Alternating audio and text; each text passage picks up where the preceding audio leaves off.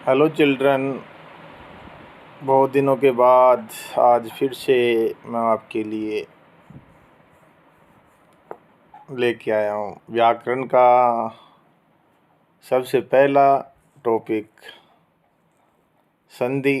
और संधि जो हमारे व्याकरण में जो संधि है वो 3 प्रकार की है: स्वर संधि, व्यंजन संधि और विसर्ग संधि। स्वर संधि के बारे में आपको पता ही है कि स्वरों का स्वरों के साथ मेल को स्वर संधि कहते हैं। हमारे संस्कृत व्याकरण में स्वरों की संख्या 9 है और इन 9 स्वरों का 9 स्वरों के साथ जब मेल होता है तो वह स्वर संधि का कार्य कहलाता है। उसी के बाद में व्यंजन संधि आती है। तो व्यंजन संधि में भी जो संधि के अंदर 2 पद होते हैं, पूर्व पद और उत्तर पद। स्वर संधि के अंदर तो पूर्व पद और उत्तर पद दोनों में स्वर होते हैं, तो स्वर संधि का कार्य होता है। और व्यंजन संधि में पूर्व पद में व्यंजन होते हैं तथा उत्तर पद में व्यंजन और स्वर दोनों हो सकते हैं, तो व्यंजन का कार्य होता है। अब बात करेंगे विसर्ग संधि की। तो विसर्ग संधि में पूर्व पद में विसर्ग होगा और विसर्ग के बाद में विसर्ग भी हो सकता है। विसर्ग के बाद में विसर्ग नहीं होगा कभी भी। विसर्ग के बाद में आपको व्यंजन मिल सकता है और स्वर मिल सकता है, तो विसर्ग संधि का कार्य होता है। तो स्वर विसर्ग संधि की जो परिभाषा है वह यही है कि विसर्ग के बाद में स्वर या व्यंजन हो तो विसर्ग संधि का कार्य होता है। और विसर्ग संधि की भी भेद है। विसर्ग संधि के 3-4 भेद है। सत्व विसर्ग है, विसर्ग संधि है, उत विसर्ग है और विसर्ग लोप है, और फिर बाद में ऋतु है। मैंने इसका नाम नहीं लिखा नीचे वाले में, ये ऋतु विसर्ग का है नीचे वाला लास्ट वाला टॉपिक। तो इस प्रकार जो विसर्ग संधि है उसका जो पहला जो नियम है वो ये कहता है कि वे विसर्ग के बाद में, किसके बाद में, विसर्ग के बाद में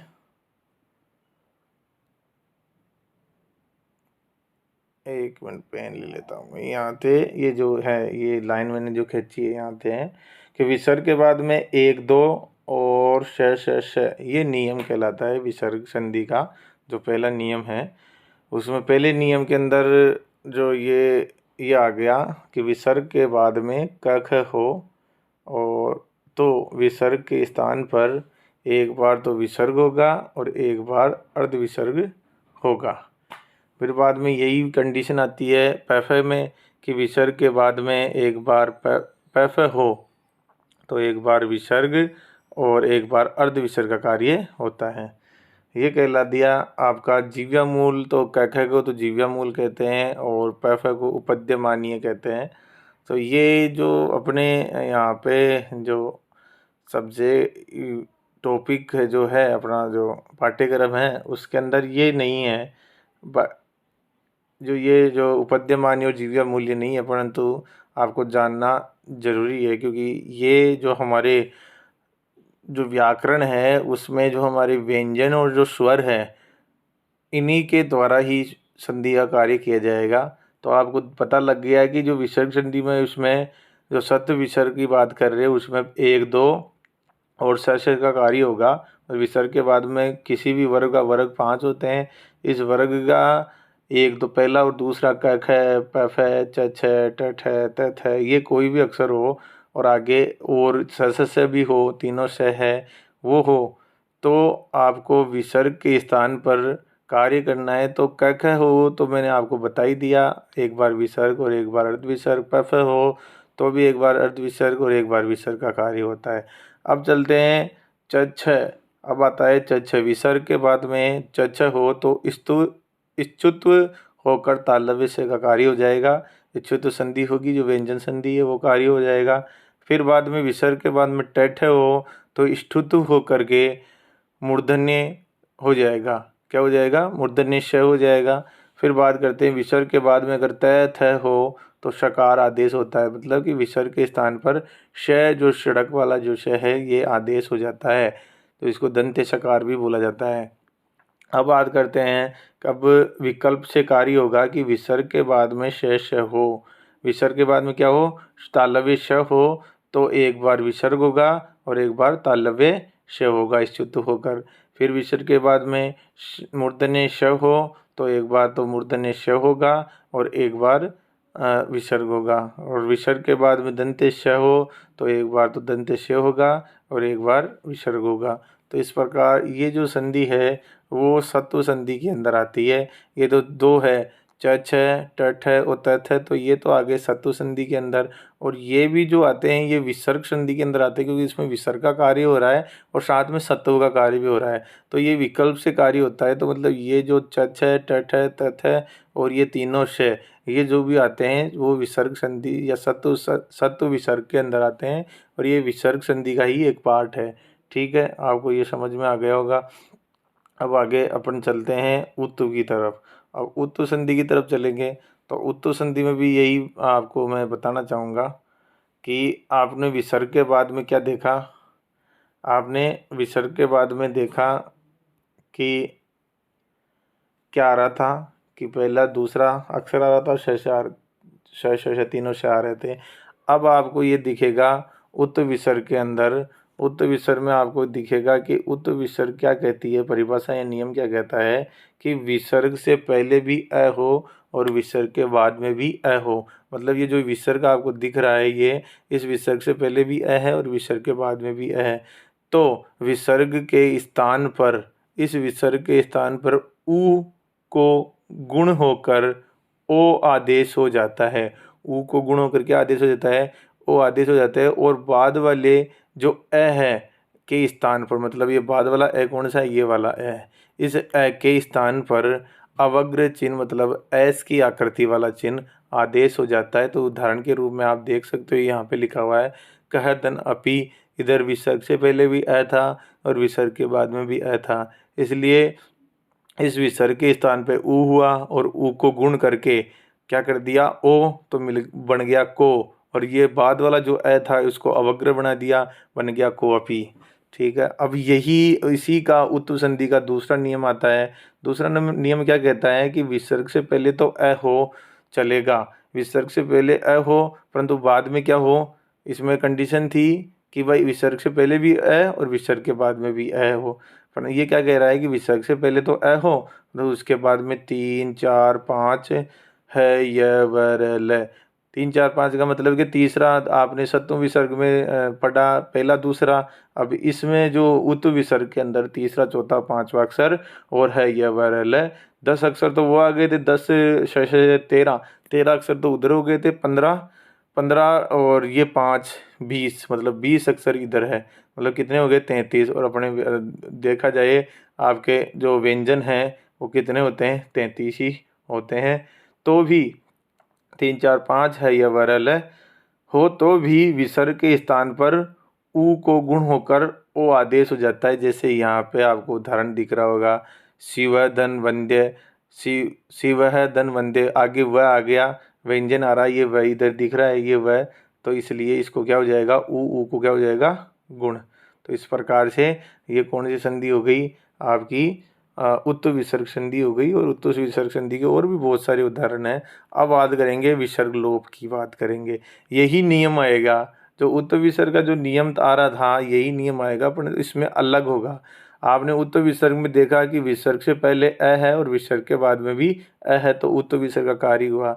अब जो ये विसर्ग लोप वाली क्या कहता है कि विसर्ग से पहले तो अ हो परंतु विसर्ग के बाद में अ को छोड़कर कोई भी अन्य स्वर हो, विसर्ग से पहले तो अ हो परंतु और विसर्ग के बाद में अ को छोड़ करके अन्य कोई स्वर होने पर विसर्ग का क्या हो जाता है, लोप हो जाता है। जैसे यहाँ पे आप उदाहरण के रूप में देख सकते हैं, अतः धन एव, अतः के अंदर विसर्ग था और विसर्ग से पहले अ है, तो विसर्ग के बाद में क्या आ रहा है, ए आ रहा है, मतलब कि अ नहीं है, अ को छोड़ कर गए हैं, इसलिए इस विसर्ग का क्या हो जाएगा लोप, और क्या बन जाएगा अतः अत धन एव।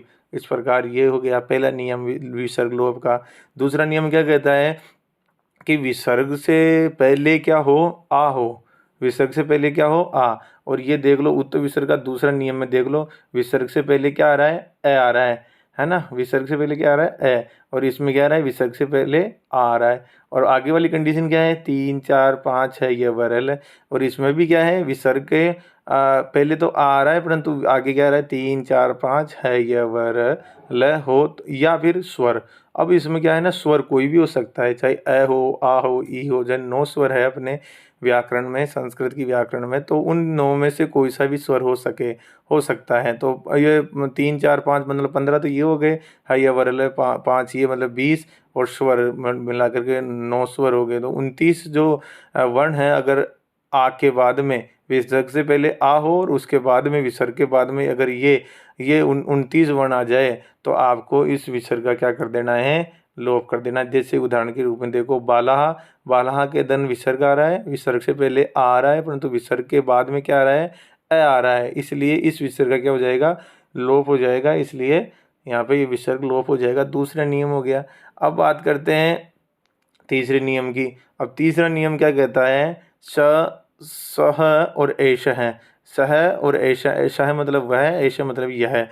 इन इनके आगे, अब ये आपको ये दिखेंगे, श और ऐसे दिखेंगे, इनके आगे ये जो कंडीशन है, विसर्ग श के अंदर ए मिला हुआ है, ऐसे में भी है, पर ये कंडीशन नहीं देखनी, आपको श और ऐसे पूरा देखना है, ऐसे लिखा हुआ। उसके बाद में आपको अ को छोड़कर कोई भी स्वर हो या व्यंजन हो, मतलब इस अ को छोड़ दो। आपके व्याकरण में कितने कितने वर्ण होते हैं, 42 वर्ण होते हैं, और 42 वर्ण में इस अ को छोड़ दो, और बाकी कितने रह गए, 41। 41 वर्ण कोई भी हो तो इस विसर्ग का क्या हो जाता है, लोप हो जाता है। जैसे सहदन इति, स इति, सहदन इति, स इति। तो आपको कई पाठों में आप देखते हो, कई जगह स के बिना विसर्ग वाला होता है, तो ये जो होता है ना, वो विसर्ग लोप वाला तीसरा नियम का प्रयोग होता है। अब विसर्ग का चौथा जो नियम है, उसको पढ़ने से पहले हम जो लास्ट वाला जो ये है नीचे, इसको मैं पहले इसको पढ़ेंगे, उसके बाद में आपको ये वाला विसर्ग का चौथा नियम है वो बताऊंगा। तो चलते हैं अपन इसकी लास्ट जो संधि है, उत्तु संधि। अब इसको थोड़ा सा ये भी दिखता रहे। तो उत्तु कौन सी है, ऋतु है। उत्तु तो आपने पढ़ ली और लोप भी पढ़ ली। अब ये जो है, इसको हम क्या कहेंगे, ऋतु संधि। अब ऋतु संधि का क्या नियम है कि भाई, उत्तु संधि में तो क्या था कि विसर्ग हो और विसर्ग के पहले पहले भी अ हो और विसर्ग के बाद में भी अ हो, तो इस विसर्ग के स्थान पे उ होकर ओ हो जाता है। ये तो कौन सा नियम कहता है, ये कहता है कि उत्तु विसर्ग का। अब जो नियम है कौन सा, इसका ऋतु का। ऋतु का नियम क्या कहता है, ऋतु ये कहता है कि विसर्ग से पहले क्या हो, अ या आ, अ या आ, ये दोनों नहीं होने चाहिए। इस विसर्ग से पहले अ या आ, या देखो लिखा हुआ है अ या आ से भिन्न स्वर, मतलब इस विसर्ग से पहले अ या आ न हो करके जो अपने जो स्वर बच गए 8, ये 8 स्वर कोई से भी स्वर हो, इस विसर्ग से पहले 8 स्वर अ या आ नहीं होने चाहिए, और बाकी दूसरा हो सकता है। अ होगा तो उतु हो जाएगा, आ होगा तो ये वाला जो है विसर्ग लोप वाला है वो नियम लग जाएगा सिंचे के साथ में। अगर अ होगा तो उतु विसर्ग जो ऊपर वाला जो नियम था, थोड़ा मैं इसको नीचे कर लेता हूँ, ये ठीक है। अब मैंने आपको बताया कि अगर कि विसर्ग के पहले अगर अ है और बाद में भी अ है, तो ये जो काम है वो किस में हो जाएगा, उतु में। ठीक है। और विसर्ग से पहले अगर आ है और बाद में 3 4 5 ये है, 3 4 और 5 है, तो कौन सा हो जाएगा, ये वाला विसर्ग लोप वाला काम हो जाएगा। तो अपन को ये ना करना, अपन को ऋतु संधि पढ़नी है। कौन सी संधि पढ़नी है, ऋतु संधि पढ़नी है। और ऋतु में क्या कहता है कि विसर्ग से पहले इस अ या आ को छोड़कर कोई भी स्वर हो, ई उ री, री, है ना, ए ओ आई, है ना, ये सारे कोई भी स्वर हो और बाद में क्या हो, बाद में भी क्या बोल रहा है, कोई भी स्वर, बाद में भी कोई भी स्वर हो, मतलब ए या आ को छोड़ करके इधर पहले की तरफ विसर्ग से पहले की बात कर रहे हैं, ई ऊ री री, कोई भी स्वर हो ए आ को छोड़ करके विसर्ग के पहले, और विसर्ग के बाद में कोई भी स्वर हो या 3 4 5 है ये वरल, ये वाला नियम लागू हो गया ना यहाँ पे। कौन सा नियम लागू हो गया, ये जो यहाँ पे बात कर रही है ये वाला आ वाला, इसमें क्या आ रहा है, इसमें तो आ रहा था इसलिए लोप हो गया, परंतु इसमें क्या नहीं आएगा, आ नहीं आएगा, ए या आ नहीं आएगा। इधर विसर्ग से पहले, विसर्ग के बाद में आपको कोई भी स्वर हो 3 4 5 हो तो विसर्ग के स्थान पर र का आदेश हो जाता है, अर्थात जो विसर्ग है उस विसर्ग से पहले र आदेश हो जाएगा। जैसे मुनि, मुनि ही धन इति, अब मुनि ही विसर्ग से पहले क्या आ गया, ई आ गया, ए भी नहीं है आ भी नहीं है, आ होता तो लोप हो जाता और ए होता तो उतु संधि का कार्य होता, परंतु उतु के कार्य के लिए क्या चाहिए, आगे ए चाहिए, इसलिए वो नहीं हुआ। तो अपन को यहाँ पे क्या आ गया, ऋतु संधि का कार्य हो रहा है कि विसर्ग से पहले ई आ गया और बाद में भी ई है, मतलब कोई भी स्वर है, तो इस विसर्ग के स्थान पे हमने क्या आदेश किया, र आदेश किया।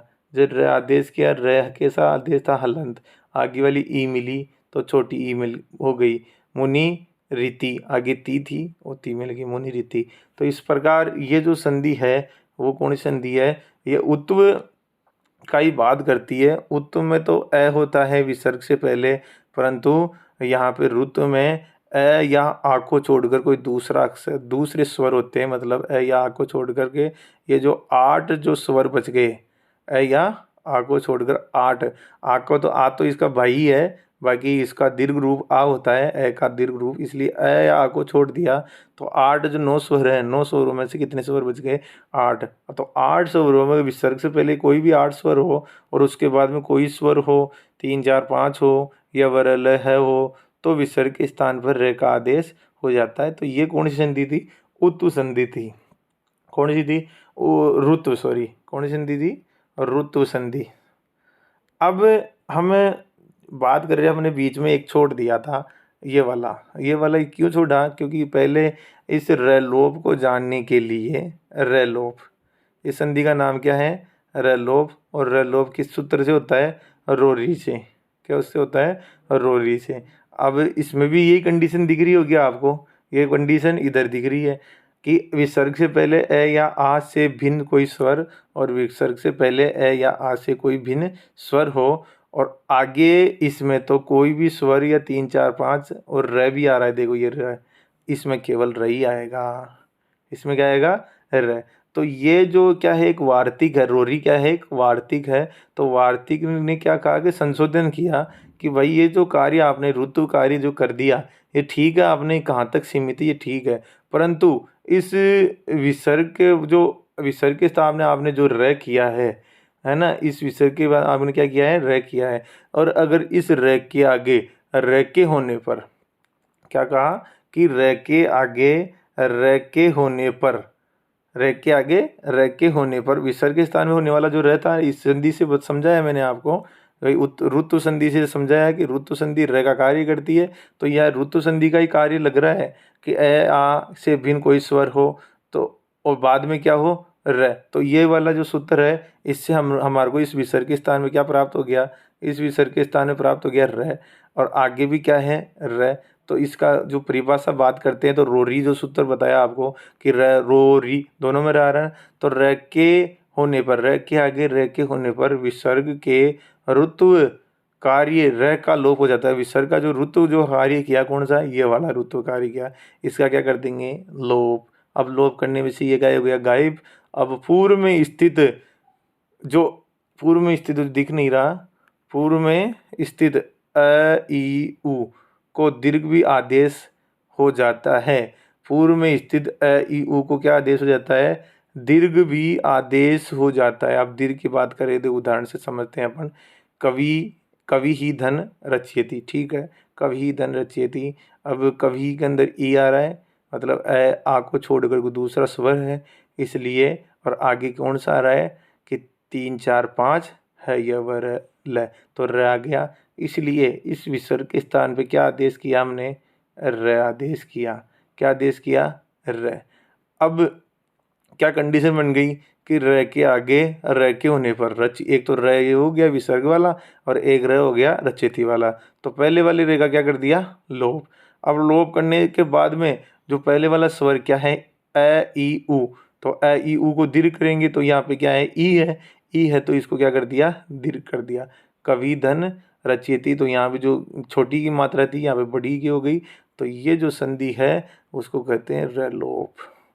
मतलब लोप संधि के कितने सूत्र है, 4 सूत्र है।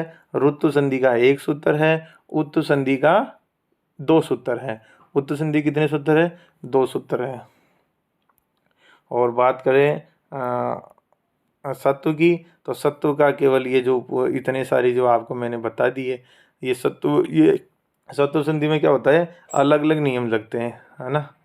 अलग अलग हर के अलग अलग लिखते हैं। ये क ख के क ख प फ हो तो उपद्य मानिए जीवा मूल्य हो जाता है, तो इसका प्रयोग ज़्यादा नहीं होता है। बाकी ये जो है, ये स्तुत्व ष्टुत्व सकार और ये वाली जो विसर्ग संधि है, तो विसर्ग के बाद में चच है तो स्तुत्व हो जाता है, टठ है वो तो स्तुत्व हो जाता है, तथ हो तो सकार आदेश हो जाता है। क्योंकि विसर्ग के स्थान पर जो विसर्ग है ना, उसके स्थान पर हमेशा हम क्या मानते हैं कि ये स होता है। कैसे होता है, ये वाला स।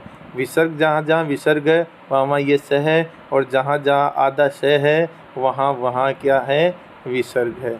ये अपन को देखना है विसर्ग संधि के अंदर। तो हमने इस विसर्ग के बाद में तथ के इसी को उच्चारण होता है, और ये समान उच्चारण वाले हैं। च का उच्चारण जहाँ तालु होता है तो इस स का भी तालु ही है। ट का उच्चारण मूर्धन्य होता है तो इस मूर्धन्य श का भी मूर्धन्य ही है। त जो तथ है उसका दंते होता है तो सकार का भी दंते ही है। तो इस प्रकार ये जो सत्व का कार्य हो गया। और यहाँ पे विकल्प से कार्य हो गया। विसर्ग के बाद में श हो, तालव्य श हो तो तालव्य श आदेश, विसर्ग के बाद में मूर्धन्य श हो तो मूर्धन्य श आदेश, विसर्ग के बाद में दंते श हो तो दंते श आदेश। तो एक बार ये विकल्प से होता है कि एक बार तो दंते श, एक बार विसर्ग, एक बार मूर्धन्य श, एक बार विसर्ग, एक बार तालव्य श, एक बार विसर्ग। तो आशा करता हूँ कि सभी विद्यार्थियों को ये आपको समझ में आया होगा, है ना। तो ये मैंने आज ऐसे ही लिखा था और लिखते लिखते ही मैंने मेरे बच्चों को समझा दिया जाए। तो आज 29 तारीख 7वां महीना और आ जाती है 2024। ये अपने हस्ताक्षर हो गए। ठीक है, धन्यवाद। समझ लेना इसको, और इसको कक्षा में भी बढ़िया तरीके से समझा दिया जाएगा। ओके, धन्यवाद।